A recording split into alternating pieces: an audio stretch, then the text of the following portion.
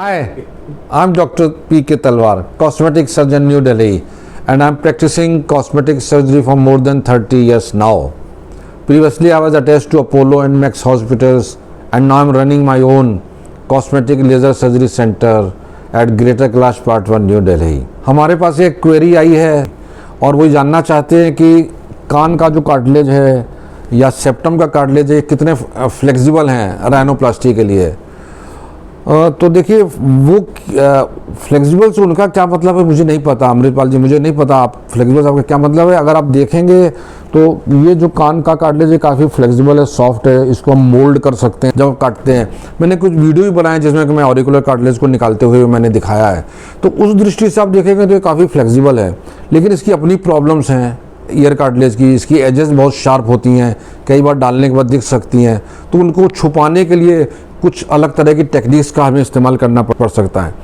लेकिन अगर आप कॉस्मेटिक सर्जन के हिसाब से देखेंगे तो उसके लिए सेप्टल कार्टिलेज सबसे फ्लेक्सिबल है। अब मैं जब यहाँ फ्लेक्सिबल बोल रहा हूँ तो इसका ये मतलब नहीं कि सेप्टल कार्टिलेज को आप तोड़ मरोड़ सकते हैं या मोड़ बेंड कर सकते हैं। फ्लेक्सिबल से मेरा मतलब यहाँ ये है कि आप उसको किसी भी शेप में तराश सकते हैं। आपको कॉलमुलर स्टड चाहिए तो आप उसको उस लेंथ में तराश सकते हैं, आपको डॉर्सल में ग्राफ डालना है तो आपको उस हिसाब से आप उसको तराश सकते हैं, सेप्टल एक्सटेंशन ग्राफ डालना है तो आप उसको उस तरह तराशेंगे।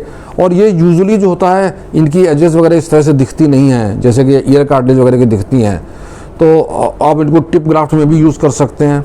तो मेरी निगाहों में सेप्टल कार्टिलेज जो है उस हिसाब से बहुत फ्लेक्सिबल है कि सर्जन के बहुत ज़्यादा काम आता है और सर्जन को सब ज़्यादा जो इजी रहता है एटलीस्ट मुझे कि अगर मेरे को अच्छा पीस सेप्टम का मिल जाए और उसको मैं काट के कई जगह अगर यूज़ कर सकूँ तो वो मेरे लिए सबसे बेस्ट रहता है।